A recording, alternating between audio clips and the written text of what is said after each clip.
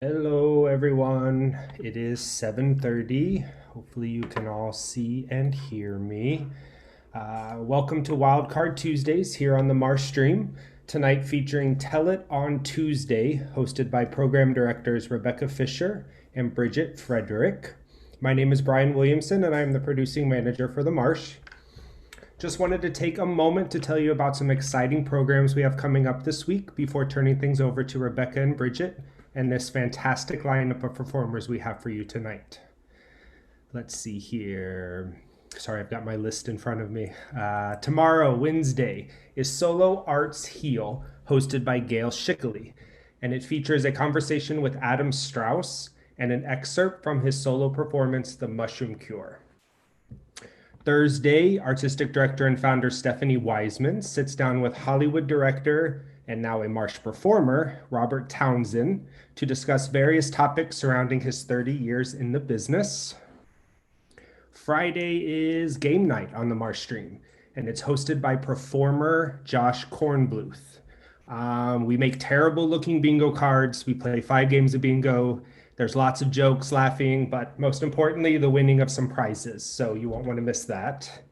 And then finally, this weekend, longtime Martian Wayne Harris performs live Mayday Parade, which tells the story of an 8-year-old's experience watching and marching in the iconic St. Louis event, the Annie Malone Mayday Parade. That happens this Saturday at 4:30 and 6:30 Pacific time, and Sunday at 2 o'clock.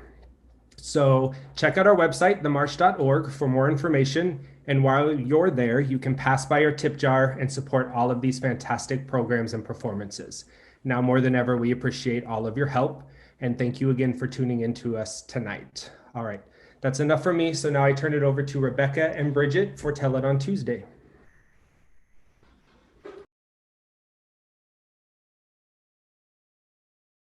Yeah. Oh, hi. I'm so happy to be here. I'm Rebecca, and I run this with Bridget. Excuse me, I got very worried about if I had food in my mouth suddenly because I'm so close to the camera.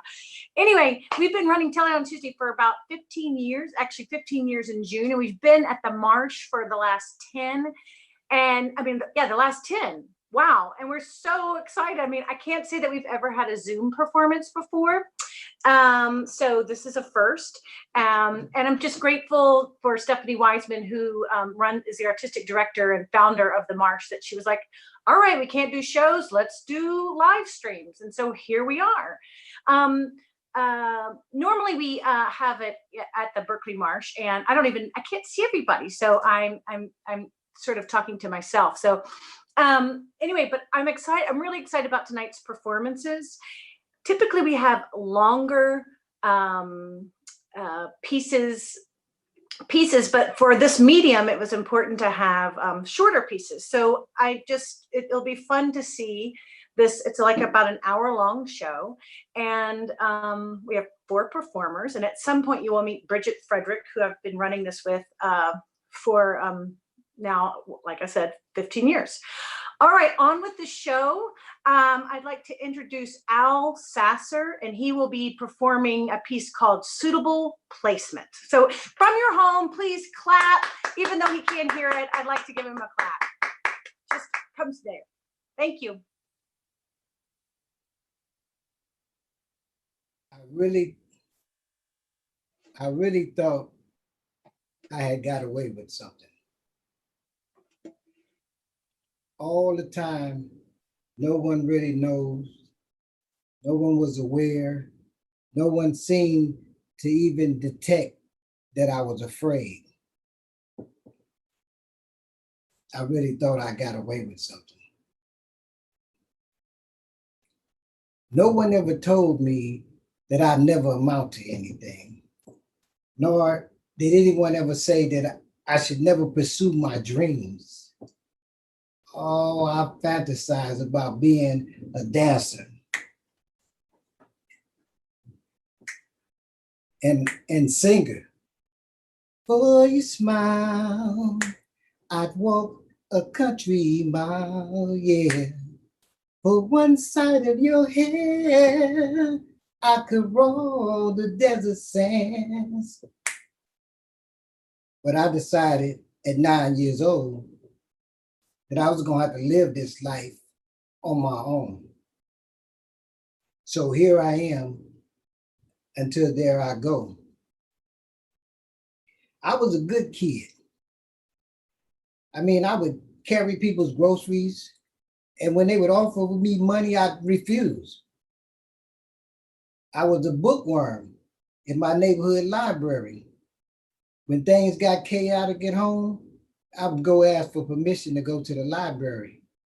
And I would stay there just as long enough to read one book, and then I'd get my next star. But things got worse. Can you remember a time when you were happy? I mean, for no reason happy, just joyous. You felt safe. You didn't need outside validation.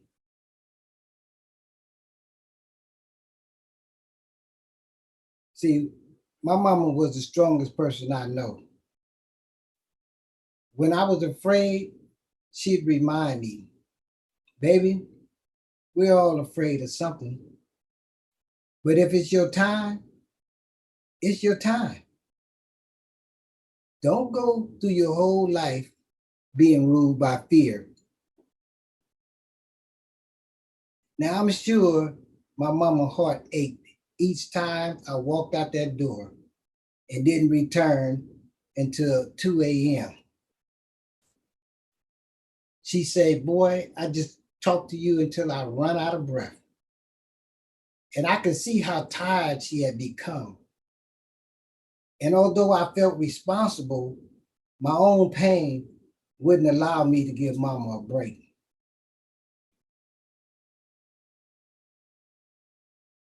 Would the defendant please rise? 15 years to life. And I'm wondering, what the hell does that mean? So I turned to ask my Black attorney in front of my Black judge, how much time will I actually have to serve? I mean, how long will I have to survive prison until I can return home? And he turns to me, looks me dead in my eyes.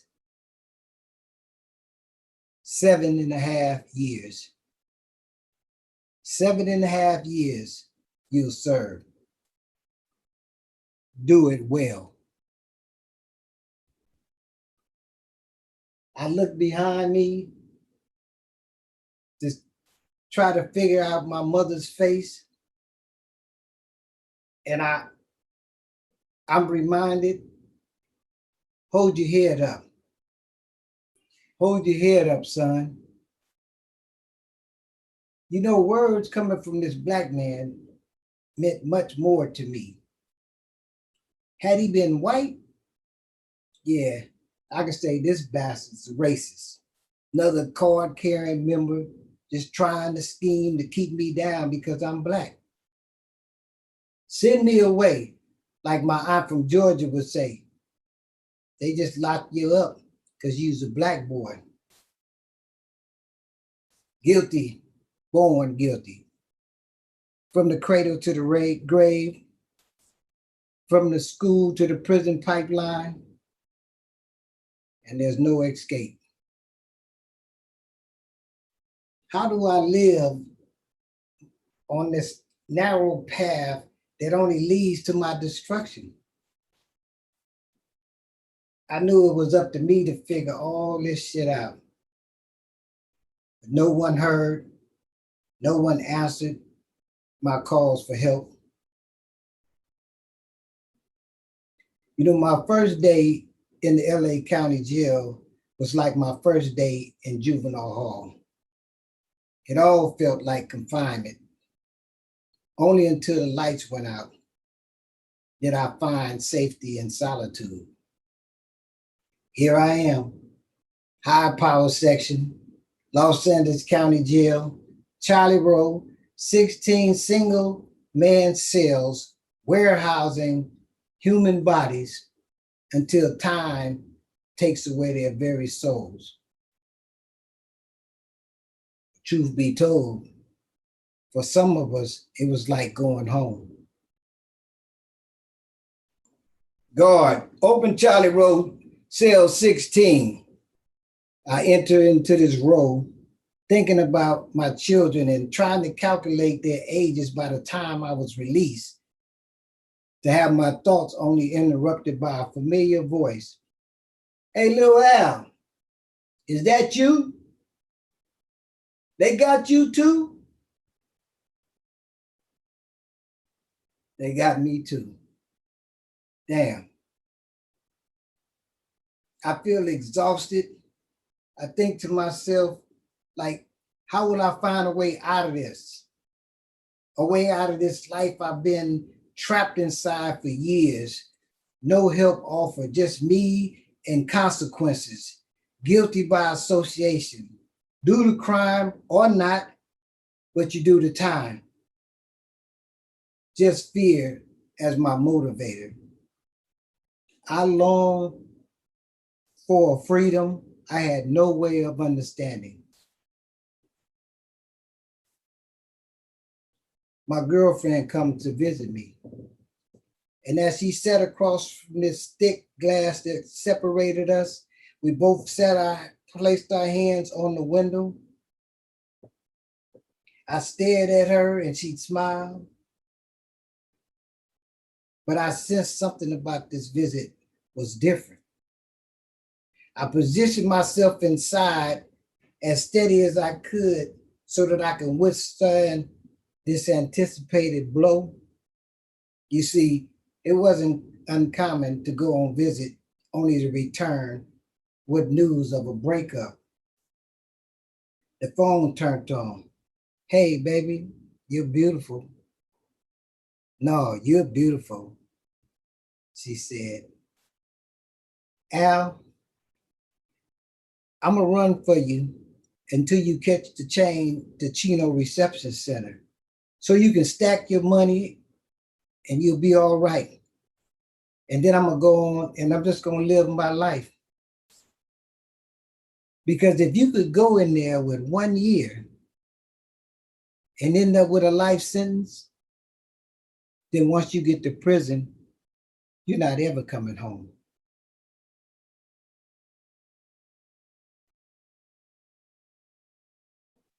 At that moment, pieces of me started to vacate. And I didn't know how much of myself I could save. I couldn't shout, scream loud enough to beg for help. Then she passed the phone to my mom.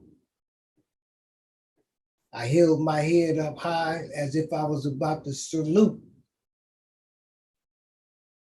I could hear this reminder. Hold your head up, son. Mama asked, how are you? How are you, son? You need anything? No, Mama, I'm good. I'm okay. Do you want us to get an attorney, son? No, Mama, no. I have to figure my way out. Did you do it? No, Mama.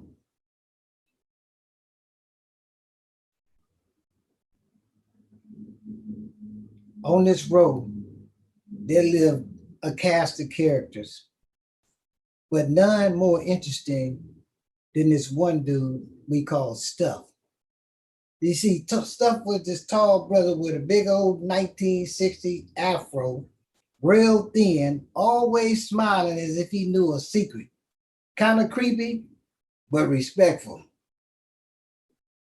He'd either be standing in front of the bars, holding on to the cell bars, sometimes staring into the two-way mirror, or at the back of the cell singing. Being the two of us need look no more. And each time I'd stood close to the cell bars and I'd catch him, Stuff, holding on to the bars, rocking, back and forth. One day he caught me watching him and he said, "Don't trip. You'll be doing this one day." Oh, no, not me. That shit is crazy.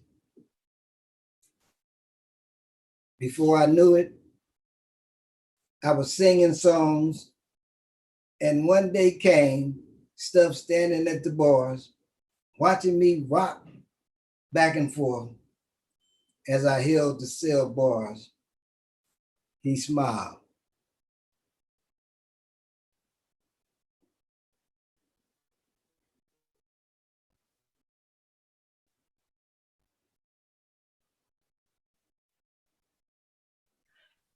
Thank you very much.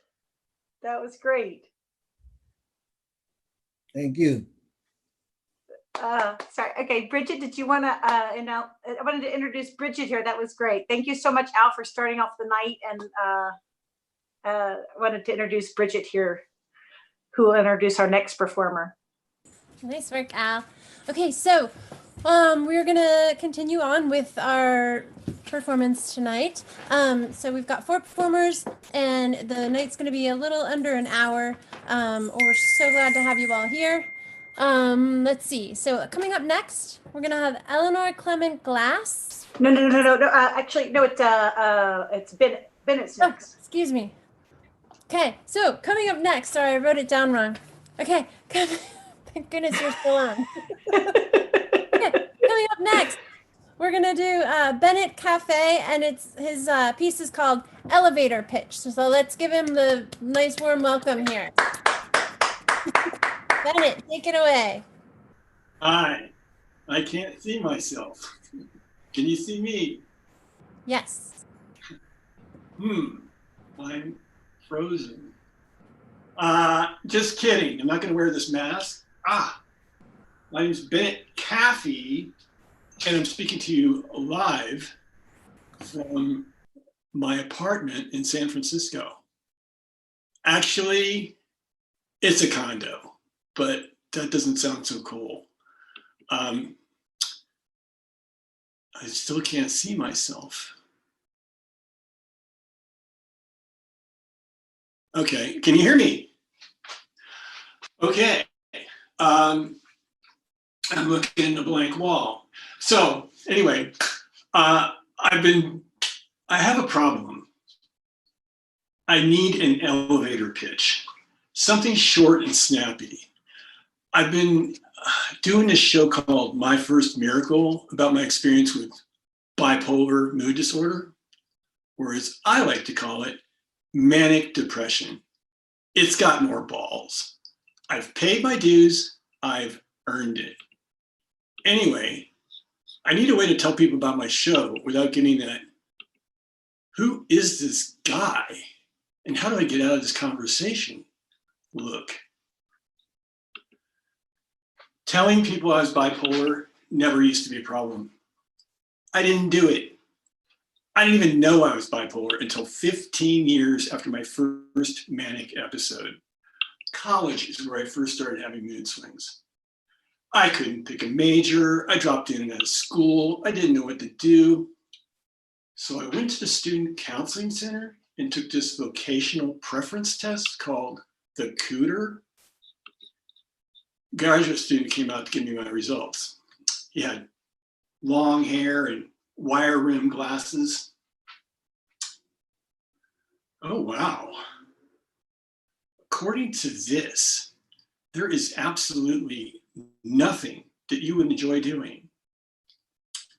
2 years later, after a really big dose of LSD and 3 months in a psychiatric hospital, I figured out what the problem was.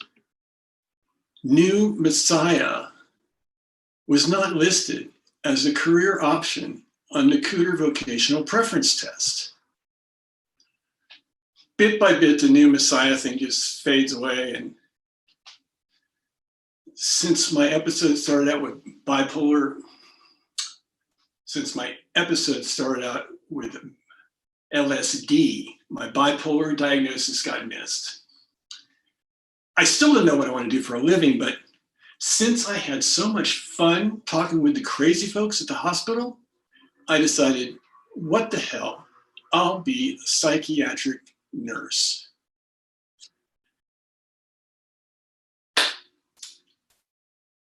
I go on and on with a normal, sometimes melancholy, and every once in a while, really fucking fantastic mood. I like to think of myself as a tormented artist without a medium. Years later, without the benefit of LSD, I find myself in Bangkok in a psychiatric hospital in 4-point restraints. The new Messiah is back. Kind of a funny story, actually. This is how they had me tied down. Guys, really? This is not helping my messianic complex one bit. That's what my show's about, and a whole lot more. Years later, I'm in San Francisco on an internet date. We're meeting at a cafe. She's standing by the counter, pretty in a professional kind of way, blonde hair poofed up in front, pumps, a jacket. She has her own business, owns her own home, a single parent. She's a grown-up. She gives me a neutral look.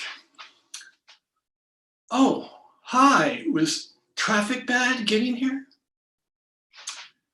I'm 5 minutes late because it's against my religion to pay for parking.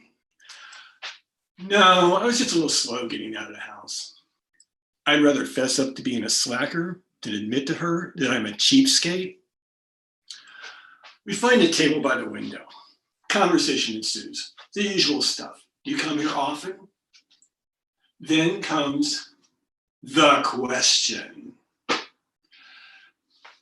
So Ben, what's your monologue about? I'd rather talk about that later, because if we get started talking about that now, we might not talk about anything else. Okay. She's squinting like she's thinking, what's the big deal? I put in my profile as performing monologues because I thought it made me sound arty and interesting. I guess I thought I could get by without talking about it, or maybe I thought I'd meet a Jennifer Lawrence Silver Linings Playbook type that thought bipolar was cool. So, Janet, what kind of consulting do you do? I'm making this more like a job interview, but I want to prove to her that I'm a normal guy before I drop the bipolar bomb. I do public relations, mostly with internet startups, helping them plan and promote their breakouts. Do you like it? Yeah, I'm my own boss, work out of my home. It's all right. She's smart, good at what she does. And that real estate lady look she's got going on, it's probably just a uniform she wears for her job. What about you? What do you do for a living? I hate that question. I usually try to wait as long as I can before I mention that I'm a nurse. I even used to say I work as a nurse. Given the choice, I'd rather self-identify as a manic depressive performance artist. I'm an RN, I work in acute rehabilitation. Oh, like drug rehab? No, we work with patients recovering from strokes, spinal cord injuries, brain injuries. They get intensive physical, occupational, and speech therapy. Do you like it? Not really. I shouldn't have said that. No, it's all right. I like helping people, but it can get kind of stressful. Yikes. I want to tell her about being a nurse, even less than I want to tell her about my show. Do you know that feeling you get when you're looking over the edge of a bridge and part of you says, jump? You know you're not going to do it, but what if? All right, I'll tell you about my show. It's not exactly first date material. Really? Do tell. No, it's not like that. About 8 years ago, I started taking solo performance classes. I wanted to tell my stories about my experiences with bipolar mood disorder. That's really brave. That's really brave. I hate it when people say that. Don't worry, I'm fine. I've been stable for years, but I like telling my stories and I put them all together into a one-man show.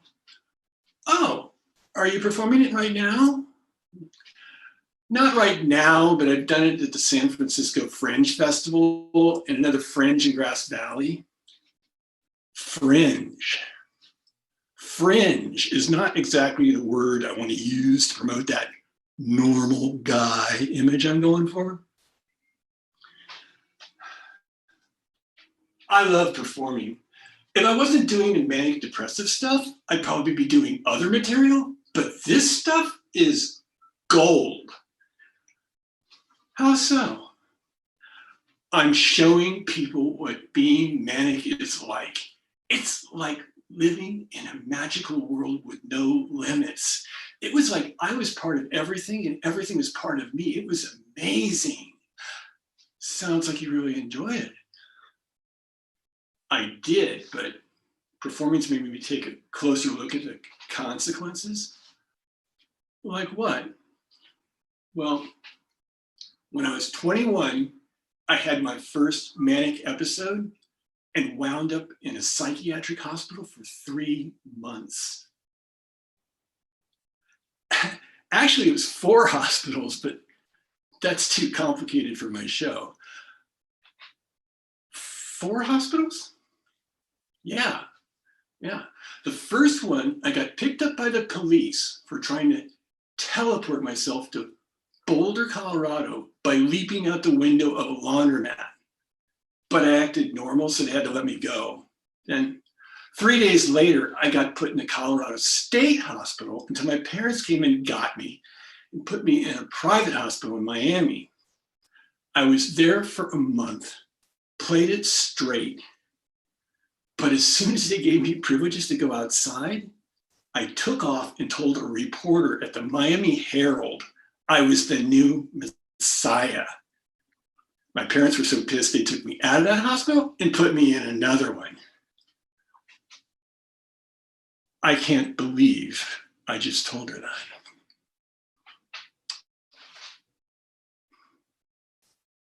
How did you get back to normal? Just time and a lot of drugs. Oh, are you taking any medication now? Oh, yeah. She's laughing. Maybe there's still hope. I hope I'm not freaking you out too much. I'm actually a pretty normal guy, but I like doing my show, so that's where most of my energy is going right now. Otherwise, I wouldn't mention the bipolar thing at all. No, it's all right. I've just never really met anyone who's bipolar before. You probably have. It's not exactly something we talk about very much. What about you? I've been doing all the talking. You like to travel. What's your favorite country you've been to? Oh, I love Italy. Last year, I took a bicycle tour through Tuscany. It was amazing. We talked for a while. I can't remember what about. What do you say after? I'm bipolar, and I used to think I was the new Messiah.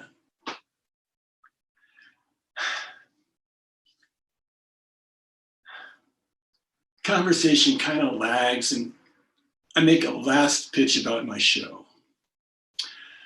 There's a short version of it on YouTube you can check out. It's actually pretty funny.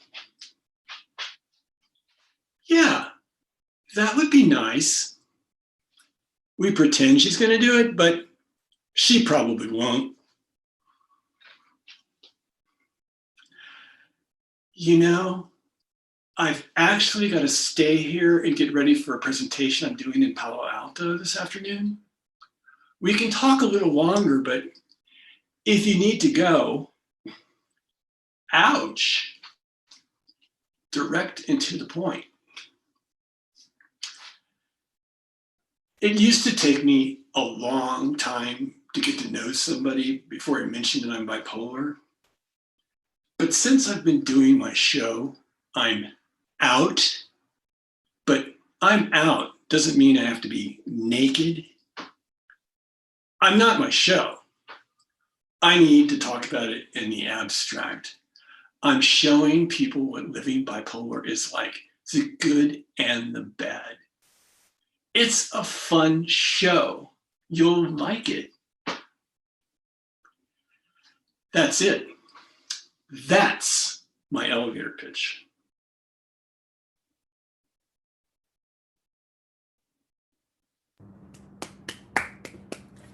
All right. I couldn't see a thing. You did great. That was excellent. Thanks, Bennett. Thank you. All right. So our third performer is actually Eleanor Clement Glass. And she'll be performing an African-American folktale from the American South entitled Wily and the Hairy Man. So let's all give her some applause. And off to you, Eleanor. Wiley and his mama lived in a wood cabin. It was down by the swamp that was fed by the Tom Bigby River in Louisiana.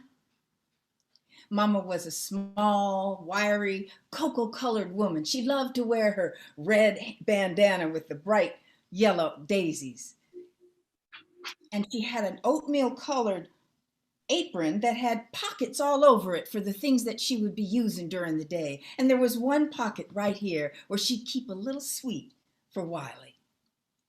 Now, one sunny day, Mama was putting sheets on the line after she washed them. Wiley was wrestling with Festus and Blue, his two hound dogs, on the lawn. Mama, could I go down to the swamp? I want to cut some poles for the raft that I've been building.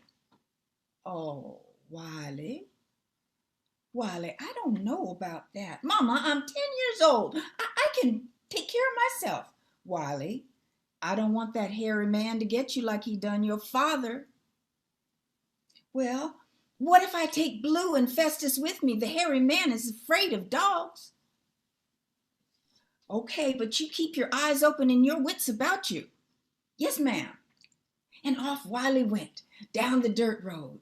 And then when he entered the woods, oh, he loved how cool it was on sunny days. He loved to look up at the canopy of leaves and between all the trees, and he liked to see the gray of the Spanish moss just waving. He also liked how spongy it was to walk on all the leaves that were down on the ground.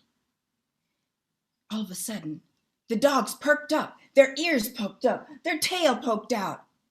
Wiley stood quietly and looked around. There was a huge explosion of leaves, and it was a jackrabbit, and the jackrabbit went hightailing it the opposite way of the swamp, and both of the dogs started running after it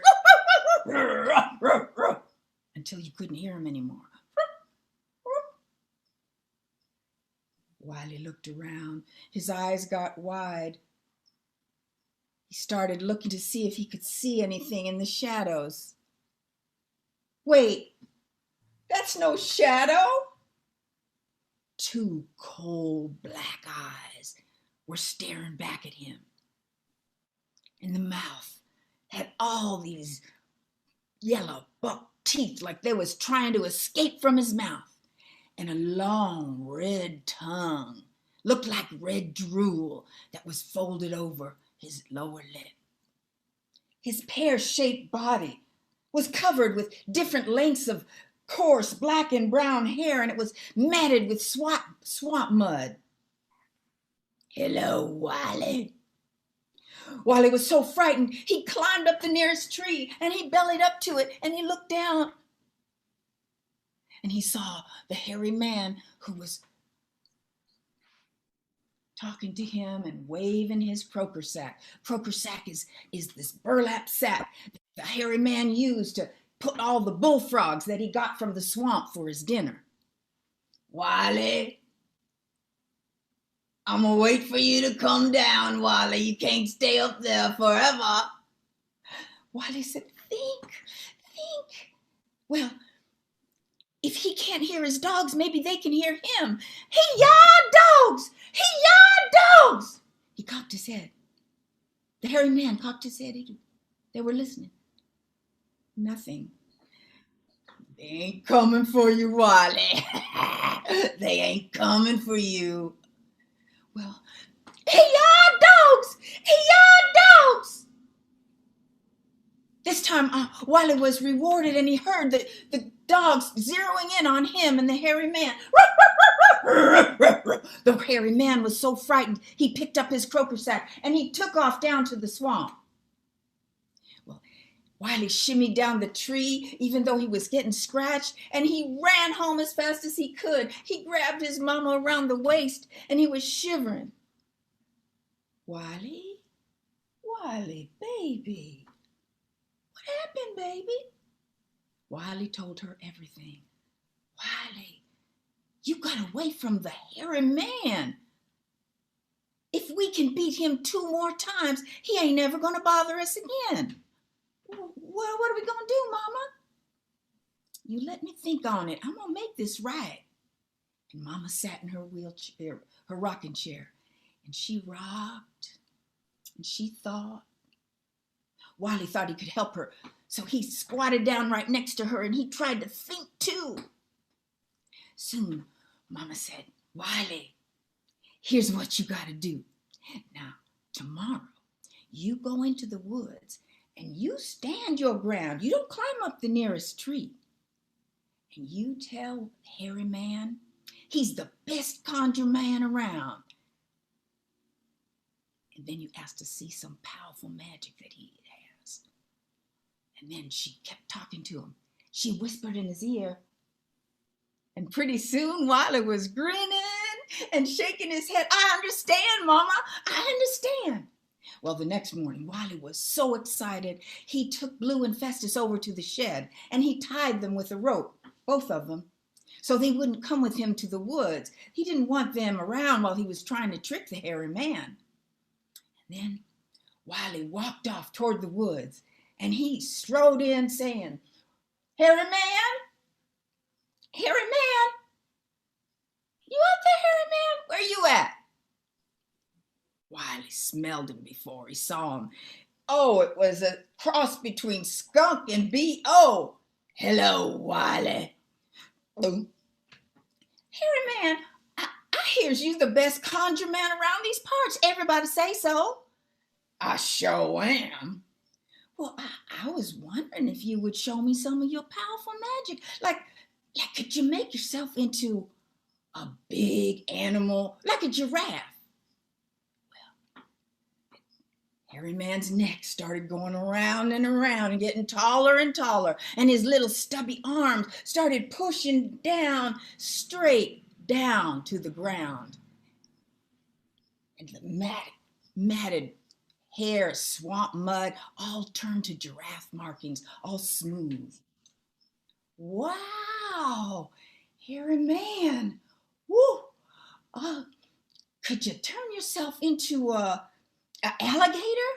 And again, the hairy man's neck started retracting into his body. His snout pushed out with sharp teeth. And then all of the markings turned into bumpy scales of an alligator, and a long, long, sharp tail, powerful tail, whipped out. Woo! Hairy man, that's a good trick. You know what, though? I think any man, conjure man worth his salt, could turn himself into a big critter. Could you turn yourself into a little critter? I sure can. And before he knew it, there was a little hairy possum that had his little pink naked tail going round the branches. Well, Wiley didn't waste a minute. He picked up that croaker sack, grabbed hold of that possum, stuffed him in the sack, and he tied it as tight as he could. He launched it in a high arc until it landed in the middle of the swamp. Sploosh! Wiley looked. He was so proud of himself. I bet you didn't see that coming, hairy man. Oh, Wiley. Wiley spun around. You didn't think you could keep me in that sack? I turned myself into the wind and I blew myself out of that sack before I even hit the water. Well, Wiley didn't waste any time. He climbed up the nearest tree and he looked down and he kept thinking to himself, think. Hairy man, could you make something disappear into who knows where? Hairy man snapped his fingers and a little nest that had been right by Wiley's foot disappeared. You see that nest? Now you see it, now you don't. Oh, Hairy man, I didn't see no nest. I didn't see nothing disappear. He was stalling. Hairy man, could you make, and before he finished, Hairy man snapped his fingers and the shirt off his back just disappeared. And Wiley was there holding on to that tree for dear life. Well, Hairy man, my mama put some conjure on my rope belt. I was wondering if you could make rope disappear into who knows where. I could make all the rope in the cannon disappear.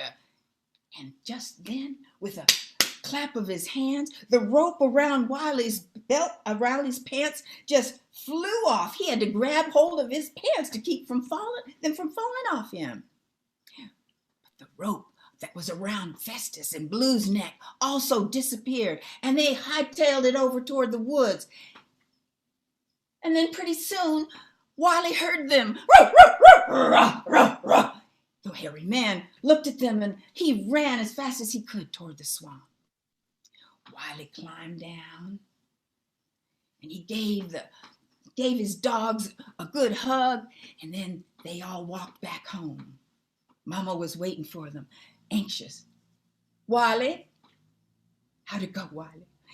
He told her everything. He was so proud of himself. She said, baby, have a little treat. Good for you. Now, I've been thinking all day. Here's what we got to do so we can beat that hairy man one more time. Now, I want you to go and build a raging fire in our fireplace.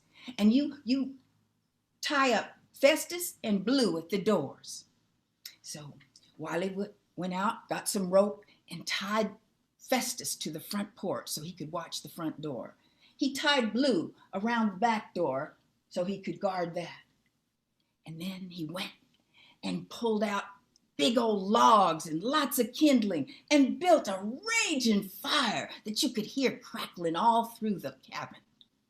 Mama went out to the pig pen and she selected a good-sized piglet that she carried home.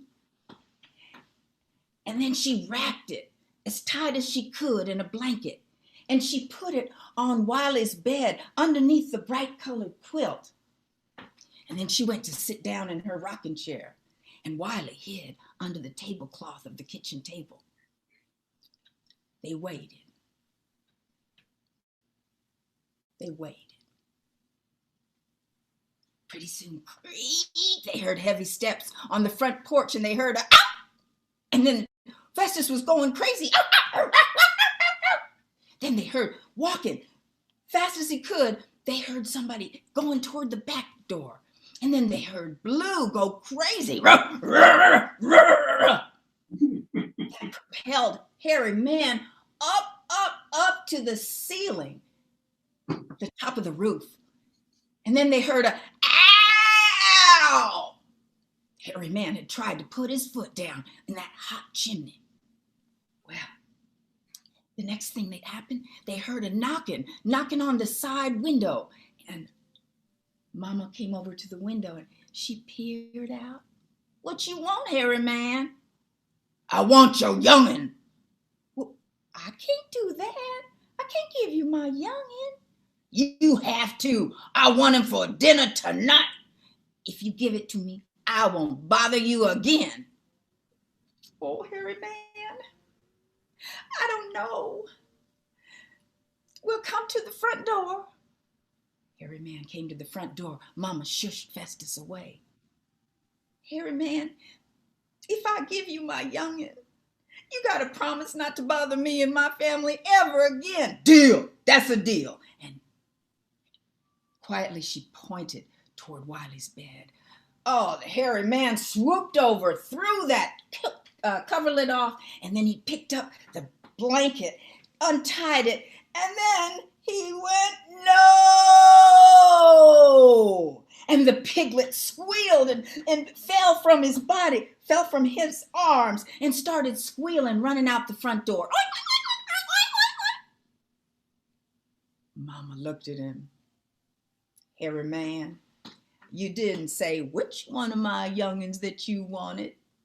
Well, that hairy man, he screamed and hollered, and he stomped his feet. He even cussed at Mama.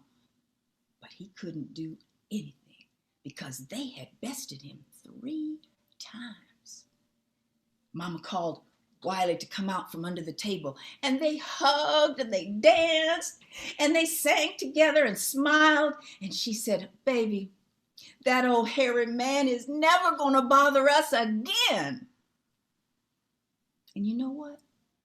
He never did.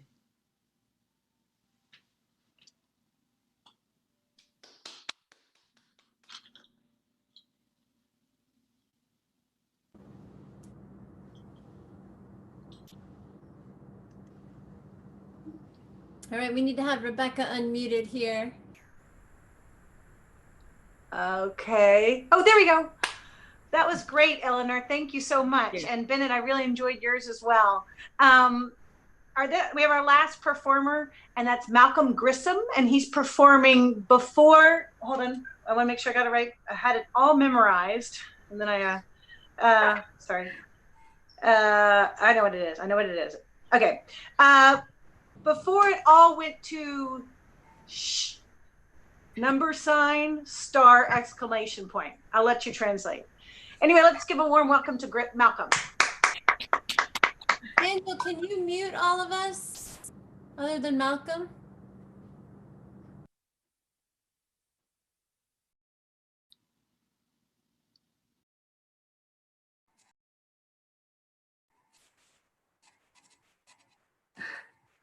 All right, there we go.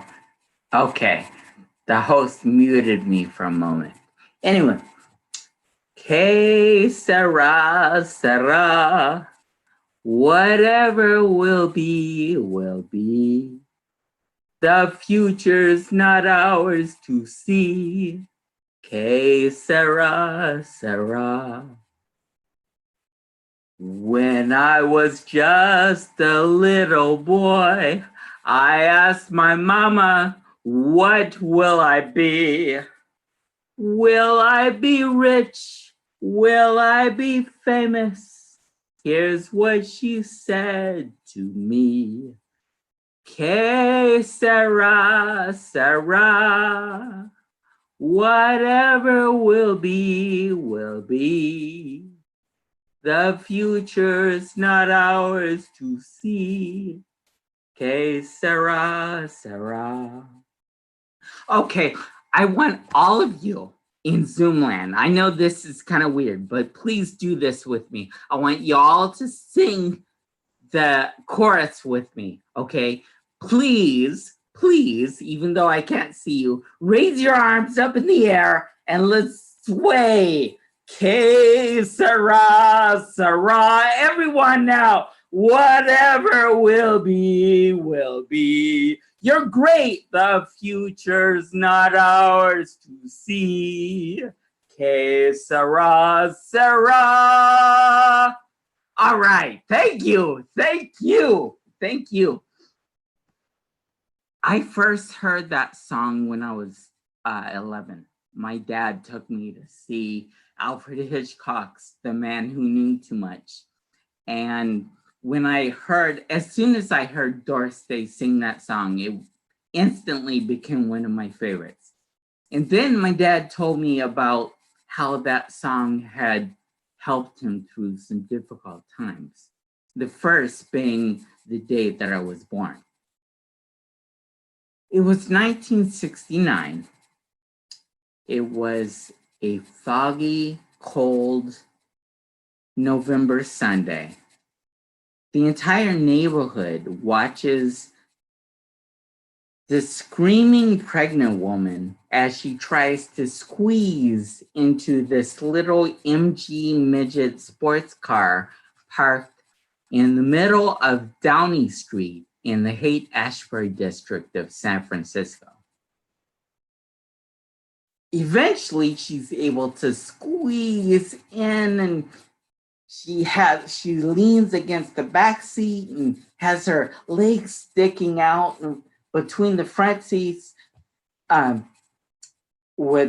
She's straddling the gear shift, and that's when I come out with enough force. I hit the gear shift, knock the car into drive. The car moves forward a couple of inches before it hits a brick wall.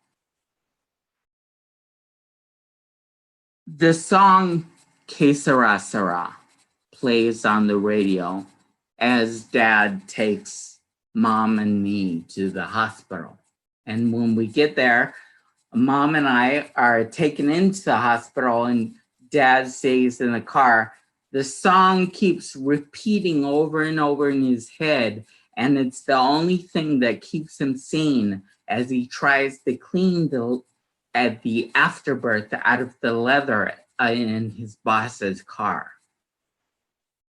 Anyway, I was instantly famous in my neighborhood. I mean, everybody wanted to know about my well-being, including these 5 teenagers who came over every day asking, "Can Malcolm come out to play? Can Malcolm come out to play?" And usually my mom's reaction was, "No, I'm sorry, he can't, he's sleeping." But once, when I was about 1.5 years old, I was able to come out to play. And my dad took a picture of us. Here we go. And he shows it to us for years later. He shows it around and reminds me how I was the first in our family to do 3 things. 1, I was born and conceived in the same place. 2, I was the youngest ever to drive a car. And 3, I was the family's first and only gang member. So now here's my parents. The cute, young picture of interracial happiness. They were so young. Now, Mama is all about love, at least on the outside, and as long as she's getting what she wants. But as soon as she doesn't, she turns into a combination of Tyler Perry's Medea, The Incredible Hulk, and Lindsay Lohan. She's picture a female Samuel L. Jackson, only not as pretty. Now, my dad, on the other hand, is he's a very gentle, loving, working man type. He is like the Dustin Hoffman character in The Graduate.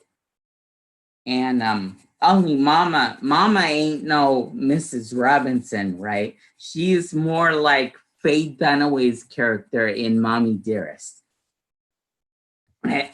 If y'all don't know these references, by the way, the shelter in place has been extended until the end of May. So you get to rent and watch these classics, please. Anyway, I'm 3 when my parents divorced, and my mom takes me and escapes to Hawaii. For the next 2 years, she tries to get full custody in the courts and take me away from my dad. And when I think about it today, I wonder which was the greater motivation, having me live with her or not having me live with my father. Anyway, thankfully, my father never lets go. He's like Rocky Balboa, if Rocky Balboa was a skinny, nonviolent nerd. Remember what he looks like? But Dad says that song, Que Sera Sera, is the only thing that keeps him sane and confident that regardless what happens, Mom is not going to succeed and we'll be together. And he was right, because eventually they get joint custody. And I spend my school years in Hawaii with my mom and my new stepdad. And I spend my summers and an occasional Christmas here in San Francisco with my dad. I'm 7 when I star in my first play. It's a play called Torco the Terrible. I play Martin, who's an outcast at school, a constant target for all the bullies. His only friend is his stuffed monster doll named Torco. And no matter what happens at school that day, Martin always feels nice snuggling next to Torco's warm, fuzzy body. But then one day, Torco the Terrible comes to life. And everybody's scared except Martin, because eventually Martin tells everybody that even though Torco does look like a vicious monster, he's nothing but a nice, furry, gentle friend. My mom is so proud that I'm in that play because she figures that I'm following in her footsteps. See, she is a wannabe actress, and she forces my brothers and I to watch her do her monologues. Her favorite monologue is Samuel L. Jackson's Hitman scene from Pulp Fiction. One winter in 1979, my mother, I'm 9 years old at this time. My mother takes me and my neighborhood friends, Kaino and Celeste, to a day in the snow, which means she takes us to the top of Mauna Kea. That day was so much fun because we had snow fights, we played hide and seek, we had races on sleds. It was such a wonderful and exhausting day. The next day, I woke up with a headache, and my mom gives me an aspirin substitute. The next thing I know, my parents are rushing me to the Honokaa Hospital. But the doctor there is out. So now they have to rush me another 15 miles away to the next hospital. And the doctors there elevate my case to the larger hospital in Hilo. So I'm slammed into an ambulance, drove all the way to Hilo. And by the time I get to Hilo, I'm in a coma. And then 24 hours later, out of the blue, I wake up. This has been a excerpt of part 1 of the 4-part series. Thank you very much.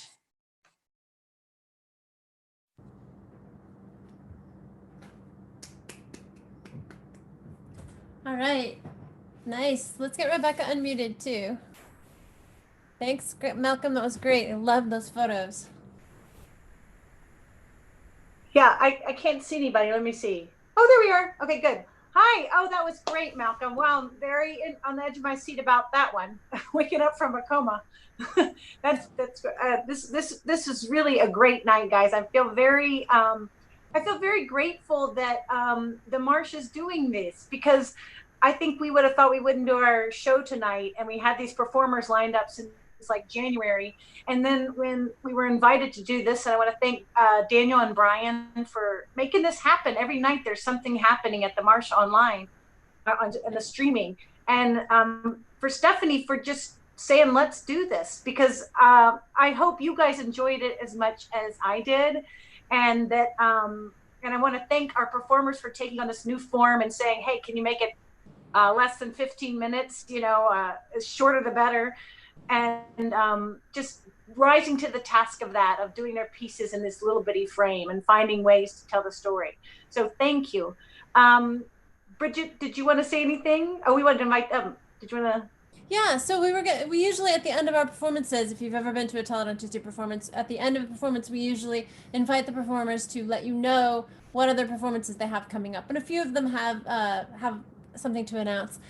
So if we could unmute all of the performers, so Eleanor and Bennett and Al and Malcolm. Let's start with Al. Do you have anything coming up, Al? You're muted. You're still muted. Hello? Yeah.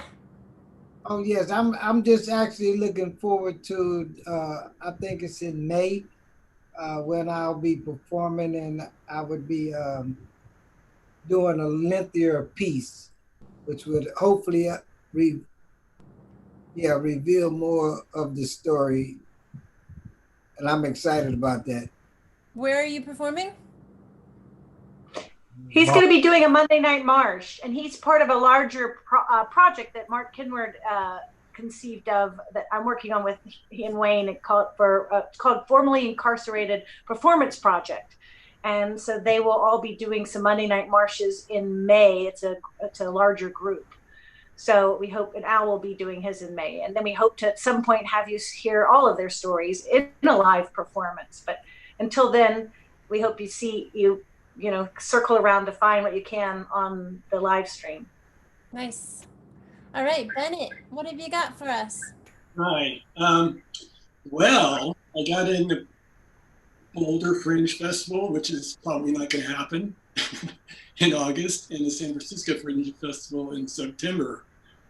I kind of think it's not going to happen. Also, with Tony Weingarten, we've been working on a show called You Don't Know Me, which is a combination of performers with mental health issues. I'm bipolar, but other folks. Yeah, that's kind of fun. We're shopping that around. Great, that sounds interesting. Eleanor. Well, during this shelter-in-place time, I was excited to get called by a public school teacher that I worked with, and I'm telling stories to her third grade class as part of their distance learning. That's been fun. That sounds great. So that's not something that we can check in on, right? No. All right, and Malcolm, I don't see you on here, but what have you got? You don't see me on here. Can you hear me on here? Yeah. You can hear me on here. That's the main thing. So I am in the Kansas City Fringe, where I'm slotted to do the entire show, part 2, which is called Trapped. And that, I don't know, it may end up to be like a mobile thing. I'm not sure yet what they're going to do. I don't think they've decided. But then I'm looking to have a Marsh Rising of Trapped. Great. Thank you. Thank you all for such a fantastic show. We could not do what we do without these performers. So hooray to all of you. Thank you for gracing our stage, and keep for the audience, stay tuned. We'll send out an announcement for next month. We're planning on doing another show in May.